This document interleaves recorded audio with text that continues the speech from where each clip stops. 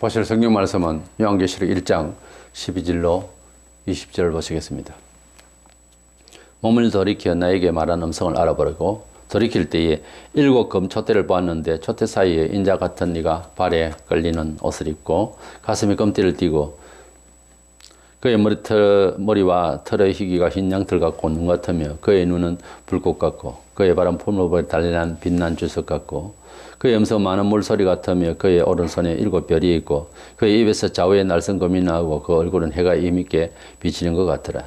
내가 볼 때에 그의 발 앞에 엎드러져 죽은 자같이 되며 그가 오른손을 내게 얹고 이르시되 두려워하지 말라. 나는 처음이요 마지막이니 곧 살아있는 자라. 내가 전에 죽었었노라. 볼지어다 이제 세세토록 살아서 사망과 음부의 열쇠를 가진노니 그러므로 내가 본 것과 지금 있는 일과 장차 될 일을 기록하라.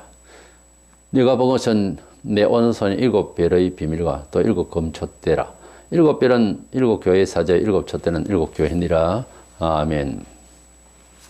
사도 요한이 밤모섬에서 장차 재림하실 주 예수 그리스도의 영광스러운 모습을 보게 되었습니다. 다시 오실 주님의 모습은 너무도 영광스러워서 사도들마다 특징이 좀 있습니다만 사도 요한이 기록한 성격을 보면은 신성면에 지중해서 기록한 것을 볼 수 있습니다. 약간 다른 사도님들께 신뢰가 될지 모르지만은 사도 요한의 성품상 이제 우리식으로 말하자면 좀 많이 신령한 성격이다.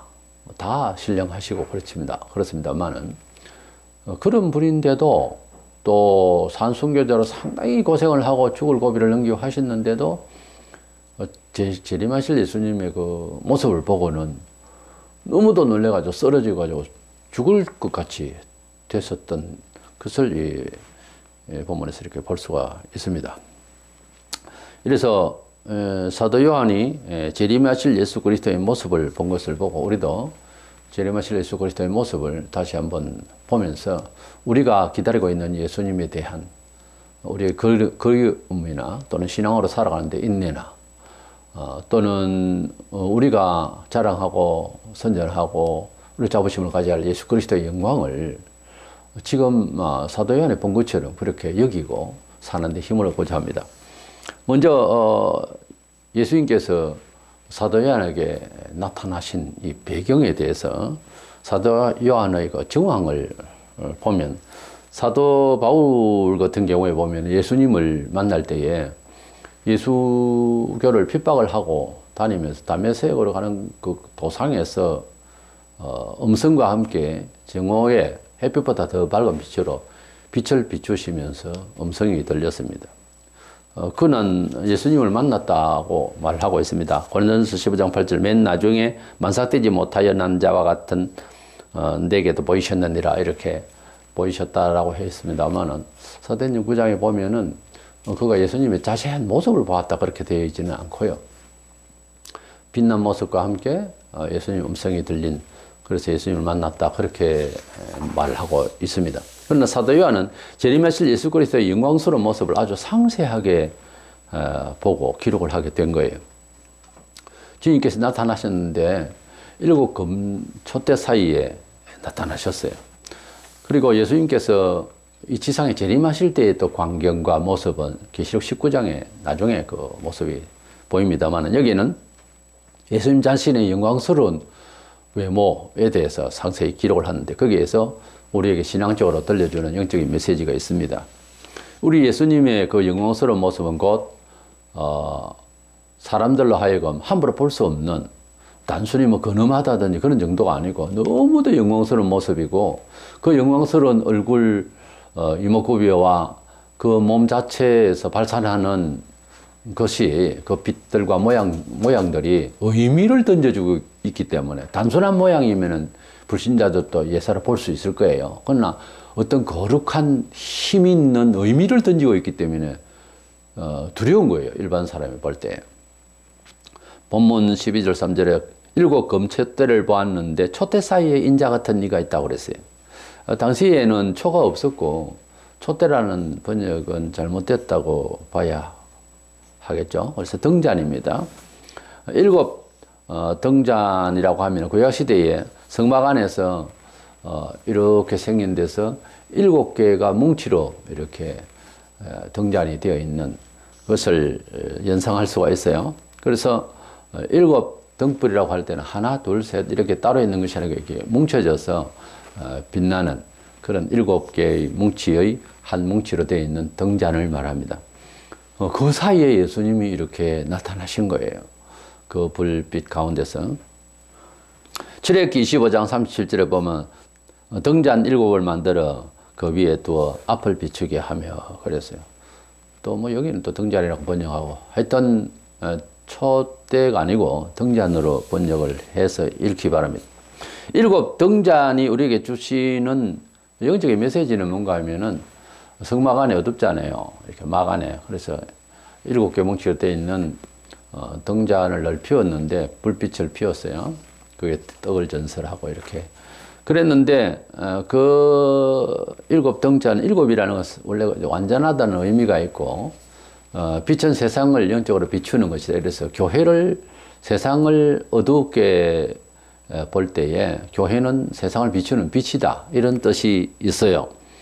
그래서 마태복음 5장 14절에 보면 너희는 세상의 빛이라 그런 말씀을 하셨죠. 우리 성도들이 세상을 살아가면서 어둡고 칙칙하고 본선적으로 죄를 짓고 멸망을 자초하는 이 세상에서 생명의 빛, 거룩한 빛, 그리고 우리가 삶의 진보를 위한 그런 아름다운 생각들과 그리고 일들을 보이면서 세상을 빛으로 안내하는 자들이 되라고 너희는 세상의 빛이라 그렇게 말씀을 하신 것입니다. 7 등잔 사이에 나타나셨다고 할 때는 20절에 7 촛대는 7 교회니라고 했는데 결국은 세상을 비추는 교회, 7은 완전 그러니까 온 세상에 퍼져 있는 교회의 주인 되신 예수님으로 그 사이에서 보이시더라 그 말이에요. 근본적으로 교회는 내 교회니라 마태복음 16장 18절에 보면 예수님이 교회를 내 교회라 그랬어요. 그 목사 교회도 아니고 장로가 세웠다 장로 교회도 아니고 집사가 세웠다 집사 교회가 아니라 예수님의 교회라는 거죠. 교회는 이제 교회의 기능적 또 교회에 대한 인식이 사람이 거기 앞서 내가 뭐 지었고 내가 그러면서 자기 자신을 앞세우면 안 됩니다. 그래서 교회에 뭐 이렇게 헌납하거나 또 교회에 뭐 어떤 작은 성구를 하나 마련하고 헌납을 하거나 또 봉사를 하거나 할 때 꼭 자기 이름을 거기다가 새기는 사람이 있어요. 내가 이거 냈다 이거지. 벌써 글러 먹은 거예요. 사람이 뭐 그래 자기를 티내는 것이 아닙니다. 교회는 조용히 누가 했는지도 모르게 누가 모르면 아이고 형제가 그렇게 저걸 강대상을 사고 커튼도 다 사고 그랬습니까? 소문을 들었습니다. 아니요 제가 한 게 아니고 뭐 그러고 이제 무마시키려고 해야 되는데 내가 했다고 어떤 사람은 아예 자기 이름을 세우고 말이죠. 자기 이름을 자꾸 내세우고 싶은 그 속에는요 선한 영이 인도할 수가 없어요. 예배당 건물에다가 담임 목사 자기 이름을 톡 하나 새겨 붙이고 이런 사람도 있어요. 예배당이 어디 자기 건물입니까? 이래서 예수님이 7 등잔 사이에 이렇게 나타나신 것은 교회의 주인 되신 예수님이시다 하는 뜻이죠. 그리고 또 인자 같은 이라고 할 때 사람 인자 아들 자절서는 이것은 예수님 메시아에 대한 다른 칭호입니다. 예수님에 대해서 사람의 아들이라 인자라 하는 말씀을 이제 쓰시는데 어떤 하나님의 아들로서의 겸손을 부여하는 다른 의미로서 인자라 이렇게 읽히기도 하고요. 참 인간으로서의 사람이다 이런 뜻으로도 읽히기도 하고 그렇습니다. 마태복음 24장 44절에 이러므로 너희도 준비하고 있어라 생각지 않은 때에 인자가 오리라. 인자가 오리라 하는 말 예수님을 말씀하시는 거죠. 이래서 예수님께서 나타나신 그 정황이 보면 교회 중에 이렇게 나타나셨다는 거죠. 예수님께서 언제나 어디에 계시느냐 하는 그런 모습이기도 하고 예수님께서 영광을 발산하는 동기, 예수님께서 영광을 받으시고자 하는 장소, 예수님께서 관심 가지신 예수님의 철학 이런 모든 것이 교회에 있다는 거예요. 교회를 통하여 예수님이 영광을 받으시고 빛나시고 교회를 통하여 예수님은 세상을 심판하러 오실 것이며 교회를 통하여 예수님은 자기 할 말을 하겠다는 거죠. 그래서 교회는 예수님의 정말 무대예요. 그래서 교회 또한 무엇보다 주인은 예수님이시다. 그리고 그 교회를 책임지시고 중심을 가지시고 중앙에 서 계셨을 거예요. 7 금초대 사이에 하니까. 그래서 예수님께서 교회를 지키신다. 마지막 때에도 교회를 예수님이 지키실 것이다. 그런 의미를 주고 있죠.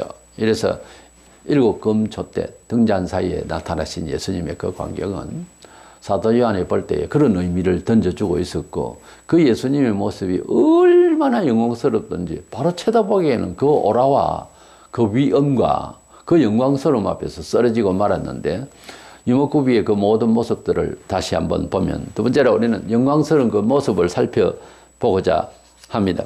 먼저 발에 끌리는 옷을 입으시고 가슴에 금띠를 띠고 계셨다고 그랬어요.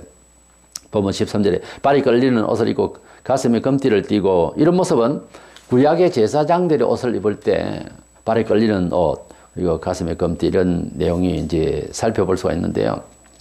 예수님께서 십자가에서 멸시를 받으시고 정말 우리가 보기에 너무 비참하게 그때 당시의 사람들이 무슨 큰 죄를 짓고 그렇게 매를 맞으시고 비참한 피를 흘리시고 모습을 그렇게 보였던 예수님이십니다. 그러나 우리 예수님이 이제 다시 오실 예수님의 모습은 너무도 다르게 영광스러운 모습을 보이고 계십니다. 가슴에 금띠를 하신 모습은 어떤 군왕의 모습, 왕들이 보면 그렇게 이렇게 차고 있잖아요. 자, 군왕의 모습이고요. 우리 예수님은 정말 불신자나 신자나 그것을 의식하지 못해. 그런데 이 세상에 각 지역에 왕이 있고 하지만은 사실은 이 세상을 통솔하시는 분이 예수님이세요.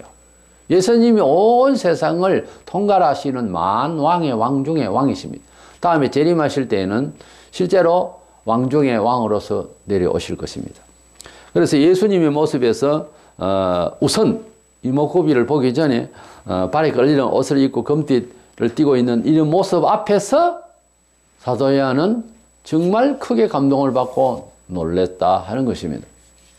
우리가 바라보는 예수님은 우리가 교회에 와서 예배를 드릴 때 앉는 자세, 또는 그냥 예배에서 자세, 또는 어디서 기도하는 자세, 예배하는 자세 말하자면, 그리고 예수님을 바라보고 뭐 성경을 읽고 찬송을 하고 모든 하나님께 앞에 있는 고람되어 정신의 자세, 어떤 자세를 서요? 남이 볼 때 어떨까 해서 이렇게 서죠? 대부분 사람 보고 그러잖아요. 그런데 만왕의 왕이신 이 모습 앞에서 예배를 드릴 때 태도를 그럴 수 있느냐는 거지. 마음대로 손가락질하고 예배 드리면서 한눈 팔고 잠자고, 예배 드리면서 하품을 입을 크게 벌리면서 하고 수군대고, 이게 만왕의 왕이신 예수님 앞에 왔다는 자세가 아니잖아요. 세상의 군왕 앞에서 입을 쭉 벌리고 하품할 수 있겠어요? 우리가 예수님을 믿는다 할 때 지금 눈에 안 보여서 그렇지, 그렇게 생각하고 믿음의 선조들은 그런 정신을 믿었어요. 그냥 이 앞에 계신다, 이런 마음으로. 그러니까 목사가 예배드릴 때 태도를 보면은 그냥 한마디로 말해 점칠 수 있어요. 일상에서 자아가 가지고 있는 정신세계를 예배할 때 다 보여요. 주일에 예수로 빠지고 예배도 겉으라고 하면 뻔해요. 우리 예수님을 바라보는 사람이라면 그렇게 사는 게 아닙니다. 그렇게 어렵게 어떻게 예수를 믿어요? 쉽게 믿지. 쉽게 믿는 거 당신이 말하는 그 믿음이 아니에요. 그 믿음이 아닙니다. 무슨 믿음입니까, 그게? 예수님 우상이 아니에요. 예수님이 지나간 세월 속에서 이수진 장군 생각하고, 세종대왕 생각하고, 지나간 사람 생각하면서 전기를 읽으면서 설교하고, 그거 아니에요. 살아계신 예수. 지금도 살아계셔서 우리 기도를 들으시고, 지금도 보고 계신다 이거죠. 그 예수 앞에서 그렇게 예배를 드리는 태도가 다리를 척 앉아있고, 그거 되겠습니까? 말이 안 되는 거예요. 우리가 바라보는 예수, 우리가 꼭 보고 살아야 할 예수, 그 예수를 그렇게 대접해가 되겠습니까? 지금 가령 서울에서 계시는 이제 내 아버지가 온 서울 시민이 존경하는 그런 귀한 분이고 뱃을도 높으시고 하는 분이고 한데, 나는 촌에서 아버지를 뵈러 간다. 근데 아버지 사진을 놓고 이제 오랫동안 안 뵙다가, 그래서 그 사진이 이런 아버지다 하고 이제 참 이성가족이 되었다 만나게 되고, 아버지도 그 아들이 이렇게 잘 자랐구나 하고 기다리고 있고, 서로가 간절한 마음으로 이제 참 열차를 타고 아버지를 뵈러 가는 사람이, 아버지 사진 앞에서 입을 쭉 벌리고 거기서 마음대로 잔소리하고, 그럴 시간이 어디 있습니까? 초조하며 이 주님을 바라보면서 간절하고, 그래도 지금 다 못할 일인데 이 아버지 얼굴을 보면서 안 그렇겠어요? 예수를 믿는다고 하는 그리 어려운 설명이 필요하나요? 정말 인격적으로 예수님을 사모한다면 그럴 리가 없어요. 성경에서 오늘 처음 보는 이야기인지를 몰라도 어디로 보나 예수님은 높임을 받아야 할 나의 구주시요 만왕의 왕으로 빨리 알게 됩니다. 예수 믿으면. 그러면 그 이후로는 예수에 대해서 흠집 잡는 사람 이야기, 시시하게 이야기하고 인간적으로 이야기하는 사람 딱 보면은 직시하면서 괴롭습니다. 왜냐하면 자기 아버지를 우습게 여기는 사람 누가 비하하는 말을 들으면 같이 함께 오고 희죽거릴 자식이 어디 있습니까? 안 되잖아요. 그리고 우리 예수님을 생각을 할 때에 뭐 어떻게 하세요 저떻게 하시가 아니고 벌써 사람 중심이 그렇게 돼야 된다. 예수님은 만왕의 왕으로서 여기에 지금 모습이 나오잖아요. 벌써 딱 자태가 옷 입고 계신 모습 자태부터 벌써 다른 사람이잖아요. 사람이 거지는 거지답게 해가지고 다녀야지, 뭐 거지가 양복 쫙 빼입고 비싼 구두 신고 자가용 딱 타고 와가지고서 거지입니다. 누가 그 거지라겠어요? 사람이 옷 입은 대로 살아요. 가운을 입고 의사가 환자를 대하는 태도에서 한 번은 내가 치과에 갔는데 완전 깡패 수준이에요. 손님도 잘 없더만. 입 벌리세요. 아, 해보세요. 썩었습니다. 끌고 가야 되겠는데요. 말이 이래요. 겁이 나가지고 나왔다니까요. 그래가지고 어떻게 의사를 하는지 모르겠어요. 병원 환자를 무슨 죄인 취급하고, 그건 아니죠. 우리가 어떤 옷을 입었느냐에 따라서 그 사람 인품이 나타나고 태도를 취하게 되잖아요. 일을 하다가 일옷을 벗고 양복을 바로 차려 입고 어려운 자리에 간다. 그럼 태도와 마음이 좀 바뀌어야 되고 또 바뀌죠. 예수님께서 입고 계신 옷이 어떤 옷입니까? 군왕의 옷입니다. 제사장의 거룩한 옷이기도 하고요. 그런 모습 앞에서 우리가 살고 있다. 이런 정신으로 예수님을 바라봐야지. 예수는 친구니 뭐니 가볍게 떠들 일이 아닙니다. 우리 예수님은 육신은 우리 아버지보다 더 위대하시고, 예수님은 이 나라 대통령보다 더 위대하시고, 예수님은 세계 왕들 담아도 그 권위와 의미보다 더 높으신 분이십니다. 그 정도로 생각을 하고 두려움을 버리고 당당하게 우리 예수 그리스도를 만왕의 세계적인 왕이시다, 이렇게 생각을 하고 살아야지 채통 있게 그 왕의 백성이다. 자기 채통을 그렇게 지켜 살아야지. 예수하고 박수 치고 놀고 이러다가 뭐 새에서 조금 건이 있으면 고기 숙이고 이래가지고 무슨 하나님의 백성입니까 그게? 두 번째로 예수님의 머리털은 흰 양털 같아 그랬습니다. 본문 14절에 그의 머리와 털의 희기가 흰 양털 같고 눈 같으며 그랬어요. 희다는 말 성경에는 거룩과 의를 상징합니다. 믿는다 할 때에 그 믿음이 흰색으로 의미를 줍니다. 어두움은 죄의 세상, 죄악의 세상, 마귀의 세상, 지옥의 세상의 빛깔로 상징하고요. 사실 머리카락은 직업과 그 사람의 내면을 말하는데, 머리카락을 이상하게 꼬아가지고 색깔 먹이고 막 이래 다니면은 그러고 싶다는 거죠. 마음이 그래서 그래요. 근데 마음이 단정하고 군인 같은 경우에는 뭐 긴 머리 가지고 예술머리 해가지고 찰랑거리면서 총 들고 싸우러 나갈 수 있겠습니까? 반듯하게 깎아버리죠. 왜냐하면 집중해야 될 일이 따로 있거든요. 근데 군인이 뭐 긴 머리 가지고 핀을 꽂고 색깔 들이고 그래 총 들고 나가서 뭐 싸웁니까? 또 머리카락도 단정한 게 좋지. 뭐 이상하게 가지고 다니고 그것도 어느 정도죠. 여성은 또 아름답게 꾸민다고 하지만 뭐 색깔을 너무 많이 매가지고 이상한 색깔로 도저히 사람이 나타낼 수 있는 색도 아닌 색을 가지고 발라가지고 다닌다면 그리스도인으로서는 그게 정상이 아닙니다. 그 영혼이 정상이 아니에요. 불신자들은 뭐 이래는 저는 정상이 아니지만은, 머리카락은 직업이나 그 사람 정서를 그대로 형상화할 수 있다 이렇게 볼 수 있어요. 사람이 회개하고 맑은 정신이 되고 반성하고 사람이 달라지면요 머리카락도 단정합니다. 딱 단정하게 다녀요. 보면은 뭐 방송인들 중에는 뭐 덥수룩 해가지고 거지같이 가지고 있는데 그래가지고 무슨 소리를 해도 난 안 들어요. 벌써 머리카락 하는 태도를 보면은 걸려 먹은 거예요. 저래 가지고서 저 더러운 모습을 해가지고 뭔 소리를 제대로 하겠냐 그죠. 세 번째, 눈은 불꽃 같아 그랬어요. 보면 14절 그의 눈은 불꽃 같고 그랬어요. 불꽃 안에 촛불이면 그 안에 꽃이 있죠. 불꽃.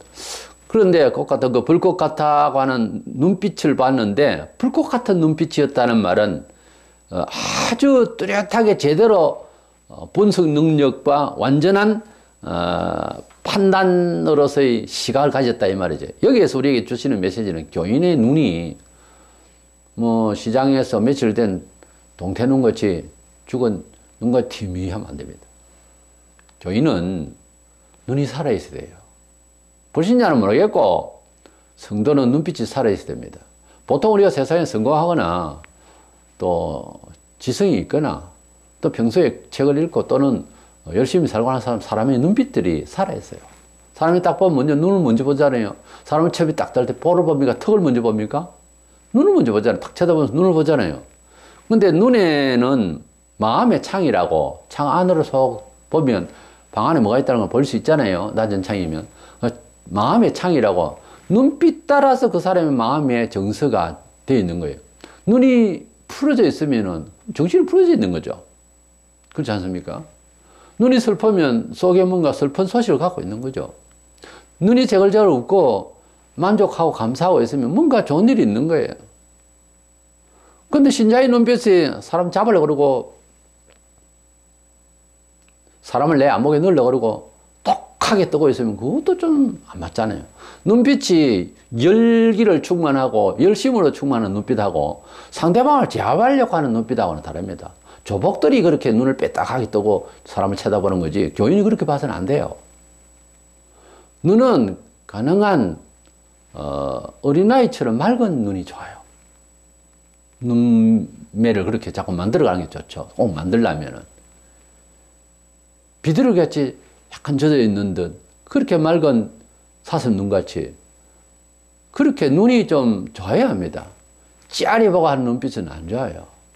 그것도 성형수술해서 만들려는 말이 아니고 눈은 살아있어야 된다는 거죠. 일단 성실하게 살고 어렵게 살려고 하고 분주한 마음 이런 게 돼야지 태만하고 눈빛이 뭐 희미하고 사긴 놀랍고 눈이 눈동자가 여기저기 자꾸 분산되어지고 사람의 마음이 옳지를 못하고 신뢰를 떨어뜨리는 눈은 눈빛이 너무 동자가 너무 많이 움직인다는 거죠. 예수님의 눈빛은 불꽃 같다고 그랬어요. 딱 쳐다보면은 거짓말 못하도록 딱 쏘아본다는 거지. 그만큼 전지하신 그런 모르실 바가 없으실 눈빛으로 요한을 쳐다보고 있었다. 그거예요. 네 번째로 발은 빛나는 주석 같다고 그랬습니다. 본문 15절 그의 발은 풀무불에 달리는 빛난 주석 같고 그랬습니다. 주석이 참 무겁죠. 메탈 중에서도 이제 그런데 그 빛난 주석 같다고 그랬지 발이 굴이나 동이더라 이 말이 아니고 주석같이 무겁더라 이 말은 심판자의 무게를 말합니다. 그 권위와 힘을 말하는 거예요. 주석같이 무겁게 즉 이 세상을 전능하신 힘으로 심판하실 모습이더라 그 말이에요. 빌립보서 2장 10절에 하늘에 있는 자들과 땅에 있는 자들과 땅 아래에 있는 자들로 모든 무릎을 예수의 이름에 꿇게 하시고 그런 말씀이 있습니다. 우리 예수님께서는 재림하시면 모든 자를 대단하다 싶은 모든 자 세상의 군인 대장도 다 무릎 꿇게 하시는 우리 예수님이시다. 심판주로 오실 것이다 그 말이에요. 여기에서 우리 일상에서 우리 인격에 주시는 메시지는 성도의 발걸음 사업을 하는데 찾아가는 것, 사람을 만나는 것, 길을 걷는 것 자체도 촐랑대면서 걷는 거 아닙니다. 교인의 발걸음은 묵직해야 됩니다. 교인이 어디를 나서면 그 일에 대해서 책임질 만큼의 걸음이 돼야 되고 진행이 돼야 되고 선택이 돼야 된다. 이런 뜻입니다. 예수님을 닮고자 하는 것이 우리의 신앙의 그 궁극 목표입니다. 그 예수님을 닮아서 살아가는 것이 인간으로서 예수 다음으로 정말 온전히 하나님의 이미지를 발휘해야 되는 것인데, 그것이 진정한 인간의 종기성인데, 그 종기성 중에서 우리의 걸음, 우리의 선택, 우리의 의지적 행보 무거워야 됩니다. 너무 촐랑돼서 안 돼요. 신자가 무슨 약속을 하고 무슨 계약을 할 때도 촐랑대면서 처음에는 뭐 그렇게 한다 했다가 나중에는 뭐 자기 유리한 대로 빠져나가려고 그러고 아주 간사스럽게 살면 안 됩니다. 성도는 선택도 무겁게 해야 되고, 또 혹시 차고 날 수 있어요. 차고 나더라도 그에 대한 반성과 결정을 또 잘 마무리를 해야 됩니다. 아주 남에게 피해를 주고 혼자 도망가려고 그러고, 이런 거는요, 이건 하나님 나라에 가는 것은 나도 저도 모르겠지만 그 모양을 해도 하나님 나라에 가는 사람은 없습니다. 뭐 하나님 나라 간다니까 입으로 예수만 이야기하면 되는 줄 아는데 천만에요. 30년을 믿은 장로도 죽을 때 안 믿는다고 죽었다는 신라가 있습니다. 무서운 거예요. 사람이 자기 생명의 영생에 대해서 책임질 만큼의 자기 반성, 회개, 믿음이 안 되면요, 영혼 죽을 때요, 아무도 감당 못 하는데 얼마나 무섭습니까? 지옥 천당 이야기를 아직도 모른다 말입니까? 조심스럽고 이건 정말 경악스러운 일이에요. 절대적으로 하나님 앞에서 자기 생명에 대해서는 책임지고 살아야 돼요. 부족하고 연약하고 쓰러지고 다 좋아요. 얼마든지 사람이 그럴 수 있으니까. 그걸 아세요, 하나님이. 그럼에도 불구하고 근본이 흔들려서는 안 되지 않습니까? 근본적으로 예수의 사람이 아니라면 곤란하잖아요. 음성이 있습니다. 음성은 맑은 물소리 같았다고 했습니다. 본문 15절. 그의 음성은 맑은 물소리와 같으면 물소리 같다고 하는 이 말은 신성함을 말합니다. 이렇게 얼물 흐를 때, 주룩주룩 흐를 때 보면은 맑은 물소리도 들어보셨죠? 참 듣기가 좋습니다. 한 곡조인데도 그 맑은 물소리가요, 너무 화려한 그런 뭐 고향곡 혹은 노래소리보다 훨씬 아름다워요. 예, 단음인데도 그 맑은 물소리가 얼마나 좋은지요. 맑은 물소리 같다는 표현을 가지고서 하나님의 음성에 대해서 행용을 하는데요. 시편 29편 3, 4절에 여호와의 소리가 물 위에 있도다. 여호와의 소리가 힘 있음이여 여호와의 소리가 위엄차도다. 그랬습니다. 신성한 소리, 뭐 우리 전설따라 삼천리 옛날에 요즘도 하나요. 신의 소리를 할 때는 모세야야야 뭐 이렇게 울리는 소리, 맑은 물소리처럼 울리는 소리, 신성한 소리를 신의 소리를 말할 때, 영화나 뭐 연속극이나 이런 거 할 때 보면 그렇게 소리를, 신성한 소리를 사람들 소리보다 조금 다르게, 격이 다르게 그렇게 설명을 하죠. 그렇게 하는데 이제 하나님의 소리는 신성한 소리로서 어떻게 비유할 데가 없어요. 맑은 물소리 같더라. 그러니까 물소리 같이 들렸더라 하는 정도로서 이렇게 설명을 하고 있어요. 에스겔서 43장 2절 하나님의 음성이 많은 물소리 같고 그랬어요. 우리가 바닷가에도 특별히 그 서해보다는 동해가 역시 바다가 탁 트이고 물이 맑죠. 파도가 세고. 근데 파도 치는 소리와 그리고 밀려오는 소리, 그리고 큰 바위와 틈새로 자갈밭으로 빠져나가는 물소리도 정말 겨울물 못지 않습니다. 그 물소리는 더 우렁차고 그렇죠. 근데 가만히 기도하고 사도요한은 지금 밥 먹으면서 물소리 들어가면서 바닷가에서 들리면서 있었을 거라고 합니다. 그래서 가만히 들어보면은 정말 신성한 소리예요. 자연의 소리라고 하는 게 바람에 들키면서 나는 이제 의악새라든지 산의 숲의 소리도 있습니다만은, 그러나 파도가 움직일 때 살아 움직이는 자연의 소리를 저는 어릴 때부터 자라면서 바닷가에서 살았기 때문에 듣고 자랐죠. 그 소리를 들으면 음미할 때 신의 음성이, 예수 믿고 난 뒤에는 가만히 다시 보니까 하나님의 음성을 표현하기 딱 적합한 게 물소리예요. 물소리예요. 사람이 만드는 신디사이즈나 뭐 오만 기계 달아나면 그까지 하나님의 음성을 만들기 힘들어요, 사실. 맑은 물소리 속에서 하나님의 음성을 음미할 수 있다. 소리라는 것이 아니라 그 자연 소리는 정말 대단한 겁니다. 여섯 번째, 오른손에는 7 별이 있더라고 하는데, 그의 오른손에 7 별이 있고 본문 16절 그렇게 말씀하고 있습니다. 오른손은 뭐예요? 권위를 말하고요. 권위를 말합니다. 또는 혹은 그 행위, 손, 그런데 손 뗐다 하는 그런 일에 손 뗐다. 행위나 어떤 권위나 이런 것을 손이라고 그러고, 오른손은 이제 그 힘 있는 자기의 권위를 행사하는 이런 뜻이 있어요. 그래서 그의 오른손에 7 별이 있고, 별은 7 별이 있고 하는 것은 이것은 교회를 이제 주님의 오른손 장중에 붙들고 계시더라. 교회의 주인답게 지고 계시더라 이 말입니다. 일곱 번째, 입에서 좌우의 날선 금이 나오더라고 했는데 입을 또 보고 있으니까 본문 16절에 그의 입에서 좌우의 날선 금이 나오고 그랬습니다. 우리가 그림으로는 예수님이 입에다가 칼을 두 개 이렇게 그리면은 양날에서 있는 칼을 이렇게 두 개 그리면 영복이가 흉하지만은 그러나 지금 사도 요한이 바라볼 때에 날선 금이 보이는 것이 의미로 충만하게 들리는 거예요. 보이는 거예요. 우리가 이 그림을 그릴 수는 있어요. 어쩔 수 없이 우리의 한계입니다. 그림을 그리면은 그런데 그 그림대로 같으면 이상하잖아요. 무슨 계기강에 나오는 상가. 근데 그게 아니고 그게 의미로 다 충분히 해석되면서 보이기 때문에 그렇게 읽어야 되죠. 그래서 양쪽 입에서 나온다면 우선 신약, 구약의 성경 전설을 생각을 먼저 할 수 있고요. 두 개다는 것은 완벽하다는 말이에요. 연거푸 두 분을 이야기할 때 이름을 부를 때도 있고 아브라함아, 아브라함아, 모세야, 모세야, 사무엘아, 사무엘 이렇게 부르실 때에는 그 두 번을 부를 때에는 좀 더 확정적이고 명확한 그런 의미가 있어요. 두 번은 반복은.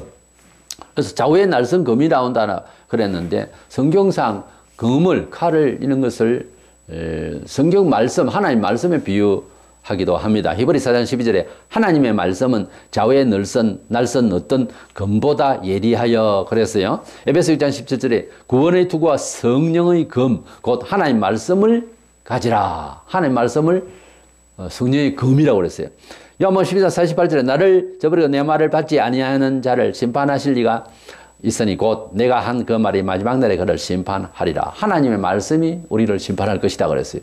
그래서 하나님 말씀은 사람을 심판하고 우리의 모든 것을 질러 쪼개어서 정말 모든 것을 해부하는 그런 영적인 칼이 됩니다. 예수님께서 입에 손에 들고 있는 것 같으면 전쟁을 치러오는 분으로 보이기도 하겠지만 입에서 이래 나갔다는 말은 예수님의 말씀으로 신구약 말씀으로 예수님의 말씀으로 예리한 날선 예리하게 날이 선 금으로 우리를 심판하실 것이다. 세상을 심판할 것이다.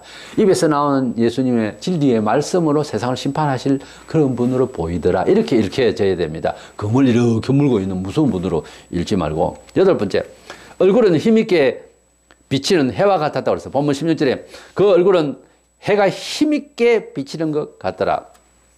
해가 힘있게 비치는 것 같더라 했는데 힘있게라는 말은 우리가 경험을 가끔 할 수 있어요. 아주 청명한 날씨에 공해도 없고 그렇게 아주 맑은 날에 해가 강렬하게 비칠 때가 있을 겁니다. 오후의 햇빛이 좀 다르고 아침에 오전 중에 빛이 다르죠. 그래서 오후 1시나 2시에 아주 장렬하게 빛이 이렇게 비춰지는 아주 햇빛이 장렬하게 비춰지는 그런 때가 있죠. 그와 같이 예수님의 그 얼굴이 해같이 막 그렇게 빛나더라는 겁니다. 그러니 온 얼굴 모습과 옷에 있는 모습과 목소리와 머리털 이렇게 그 말씀을 이렇게 하실 때에 그 얼굴이 얼마나 빛났던지 이런 모든 이목구비를 또렷이 보면서 쓰러져 버린 거예요. 요한이. 그대 같으면 한 일주일도 못 일어날 겁니다. 쓰러져가지고. 요한이니까 죽은 듯이 해가지고 잠시 있다가 일어났지. 이를 베껴주셨어. 우리 같으면 뭐 일주일에 아니라 한 달 동안 입을 해야 될지 모릅니다. 그 얼굴 보고는.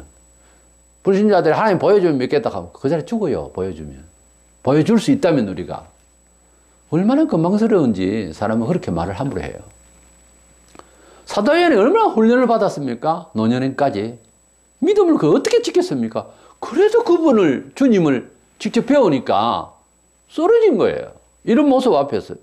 이거 지금 그림이 아닙니다. 실제로 지금 본 거예요. 다니엘서 12장 3절에 많은 사람을 옳은 대로 돌아오게 하는 자는 별과 같이 영원토록 빛나리라. 주님의 얼굴만 빛나는 것이 아니고 천국에 가서 주를 위하여 수고한 사람들도 함께 빛날 것입니다. 우리 성도들도 부활하게 되는 날 모두가 빛나게 되는데 그 빛의 정도가 조금씩 다를 거예요. 충성한 만큼. 마태 13장 43절에 그때 의인들은 자기 아버지 나라에서 해와 같이 빛나리라. 귀 있는 자는 들으라 그랬습니다. 우리가 믿음으로 사는 모든 성도들은 의인이라고 그랬어요. 모두 다 하늘나라 가면 몸에서 빛이 날 겁니다. 우리 성도가 예수님을 구주로 믿으면 일단 예수님을 구주로 믿고 순종하는 자에게 함부로 하지 마세요. 빛날 사람입니다. 얼굴에 좋은 화장품 쓰고 보톡스 바르고 주사 맞고 꾸며가지고서 빛나는 것하고 예수 잘 믿고 빛나는 것하고는 많이 다릅니다. 쳐다보면 달라요. 예수 잘 믿고 빛나는 얼굴은 좀 잘 못 먹고 화장도 좀 잘 못하고 옷도 좀 뭐 비싼 거 안 입어도 태도와 발산하는 빛이 달라요. 그 빛이 천국에서 빛나지 화장한 얼굴로 빛나는 거 아닙니다. 고린도서 15장 41절에 해의 영광이 다르고 달의 영광이 다르며 별의 영광도 다른데 별과 별의 영광이 다르도다. 우리가 전체의 모든 빛이 달라요. 밤중에도 보면 달빛과 위세에서 별들도 다 빛이 달라요. 물론 거리감 때문에도 차이가 있지만, 그래서 우리 성도들이 하늘나라에 가면 다 빛나는데 그 빛이 차이가 분명히 있을 겁니다. 아마 제가 알기로는 선교자들이 제일 광이 더 날 거예요. 그리고 충성봉사, 이름 없이 빛도 없이 정말 수고한 사람들은 그날에 가면 확 드러날 거예요, 빛이. 그리고 교회에서 잘난 척하고 직분 가지고서 뭐 어시되고 이런 말 하면 좀 못하지만 빛이 쪼그라들어가지고 아, 저 사람이 목사였나? 아, 장로 맞네. 아, 저 사람 집사 그 집사 맞구나. 아, 권사 그분인가?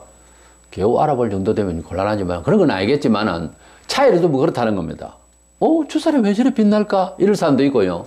와, 굉장히 빛날 것 같고 대단하고 세상에서 존경받고 뭐 사실적으로 객관적으로 대단한 사람이다 싶었는데 거기 가면 아닐 수도 있어요. 기다려 보세요. 정말 그렇게 될 겁니다. 천국 가면 뭐 몇 가지 놀랜다 하잖아요. 천국에 안 올 사람이 와가 있다는 거예요. 동시에 올 사람이 안 왔다는 거지. 그리고 상을 별로 안 받을 것 같았는데 굉장한 상을 받고 어떤 사람은 상을 또 안 받는다는 거지. 세 번째로는 상상을 아무래도 이만큼 좋은 줄 몰랐다는 거죠. 천배 만배는 너무 좋은 거예요. 자관 뭐 천국을 가봐야 알지 뭐. 그러나 성경에서 말하는 문자로 되어 있는 것은 그 엄미함이 회개와 기도와 충성 가운데서 깨달아집니다.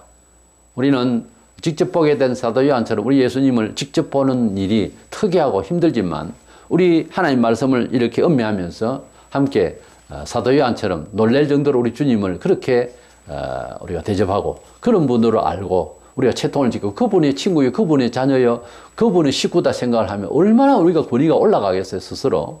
그래서 우리 자신을 자축하고 우리 주님을 자랑하고 그렇게 하면 좀 떳떳했으면 좋겠어요. 네, 최고 정부 주님께 드릴 줄 알고 뭐 깨째째하게 뭐 헌금하고 뭐 이러지 말고 좀 모아서 하더라도 좀 화끈하게 하고 하려면 또 봉사할 때는 또 봉사 확실하게 하고요. 아이고 이러면 죽을 것 같은데 안 죽어요. 주의 뜻대로 주를 성술하기 위해서 사업장이나 뭐는 모두 주일날 올 수도 하고요. 좀 그렇게 좀 해보세요.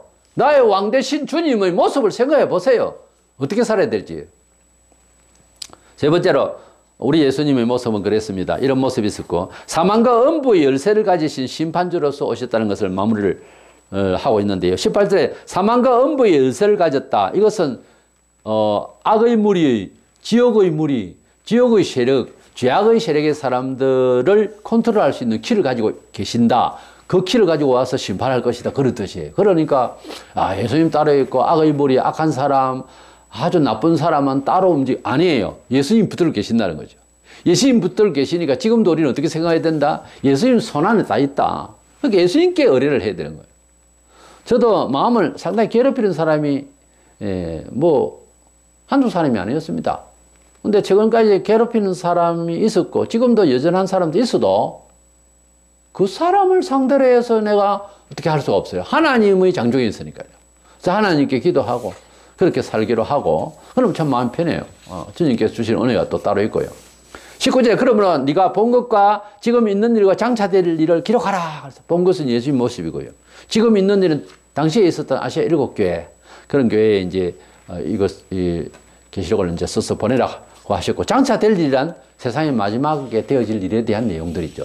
이래서 이것들을 다 기록하라. 예수님 모습 기록했죠. 아시아 7교회에 이제 현황을 알면서 주님이 주시는 말씀을 보냈죠. 그리고 장차될 일을 또 6장에서부터 저는 봅니다만 이런 모든 일들을 기록을 해서 이렇게 우리에게 남겨주게 된 것입니다. 본문 20절에 네가 본 것은 내 오른손 7별과 비밀과 또 7금촛대라 7별은 7교회의 사자요 7촛대는 7교회니라 이랬는데 7교회의 사자요 할 때 2장에서부터 이제 교회 에베소서 문화일이 나오는데 에베소 교회 사자 얘기할 때는요, 지도자를 말합니다만 우리가 주의 사자 그렇게 합니다. 그런데 무역교회의 원리로 봐서는요, 교회의 사자를 할 때는 천사를 말해요. 그래서 그 교회는 천사가 지켜주고 어쩌면 그대로 직결해서 말하자면 목사는 그 교회를 지키는 주님의 천사의 보호를 받아서 일을 해야 돼요. 그래서 일곱 별을, 교회를 말하거든요. 일곱 천사를, 일곱 촛대는 교회고요. 이 일곱 별이 되는 것은 일곱 교회의 사자라고 그랬어요. 이렇게 아시아 일곱 교회의 사자. 각 교회마다 별 하나가, 각 교회마다 주의 사자가, 즉, 천사가 그 교회를 붙들고 있고 그 천사의 힘에 의존해서 주의 종이 일을 하게 된다. 이렇게 보면 원리가 맞아요. 이래서 우리는 이 주님이 교회의 주인 되신 예수님으로 일곱 등잔 사이에 나타나신 예수님의 모습이요. 무엇보다 교회는 환난 중에 가도 주님이 지켜주실 일이다. 이것이 첫 번째 우리가 알아야 할 메시지고요. 그리고 교회는 반드시 주님이 주인 되신다. 이것하고, 그리고 주님의 그 모습은, 교회의 주인으로서의 모습은 세상 사람들이 교회를 우습게 보잖아요. 여러 사람들이. 근데 교회의 주인 되신 모습은 세상 그 어떤 군왕과 그 어떤 사람도 비교할 수 없는 영광으로서 나타나신 주인이었었어요. 그렇기 때문에 교회는 세상의 문화와 모든 부분, 정치, 경제, 사회, 문화, 모든 문화 부분에 있어서도 권위가 있어야 됩니다. 가르칠 줄 알고 성과학을 구분해서 얘기해 줄 줄 알고, 이게 교회의 권위예요. 우리 예수님은 교회 2000년 역사 동안 봐도 교회를 통하여 세상에서 문화적으로 훨씬 우월한 것을 통하여 영광을 받았었어요. 그래서 우리 주님의 교회의 주인 되신 예수님은 불신자들의 종교학적으로 보면 그 종교의 주인이 볼지 모르지만 우리 예수님의 모습은 그게 아니었어요. 세상 사람들과 비교해서도 그 모습은 너무도 영광스러운 모습이었어요. 우리가 교회에서 하는 일, 교인으로서 지키는 일, 교인으로서 가지는 직업, 교인으로서 말하는 문학적, 교양적, 예술적 감각과 표현들, 세상보다 나아야 됩니다. 예수님이 교회인 주인이면서도 세상 사람들에게 비교할 때도 그런 분이 없어요. 교회 성도들로서 그렇게 자부심을 가지고 주님의 백성들로서 또 주님을 닮은 벗이라고 하셨는데 우리를 보고 아브라함의 믿음을 가진 자를. 근데 아브라함을 벗이라 하신 예수님은 우리를 친구로 하시고 우리가 그 주님의 친구 다움이 있어야 되지 않겠어요? 그런 영광스러운 모습을 잃어서는 안 된다고 말이에요. 채통을 지켜야 돼요. 돈 때문에 해를 꼬리고 그리고 낮추고 진리는 파괴하고 그러지 마세요. 에? 자기 명예 하나 지키기 위해서 그냥 해 꼬고 그냥 아부하고 그러지 마세요. 우리 예수님은 당당하게 말씀하시다 잡혀서 십자가에 죽으셨어요. 실패자로 보였었어요, 처음에. 그럼 예수님은 하나님 아버지께서 명하신 대로 살다가 승리하셨어요. 세상 말로는 성공하셨어요. 우리들도 우리 주님의 모습을 다시 한번 이렇게 살펴봤습니다만 우리도 그 주님의 모습대로 세상을 살아갈 수 있는 힘을 가진 우리가 될 수 있도록 예수님을 더 많이 사랑하는 저와 여러분 되시기를 축원합니다.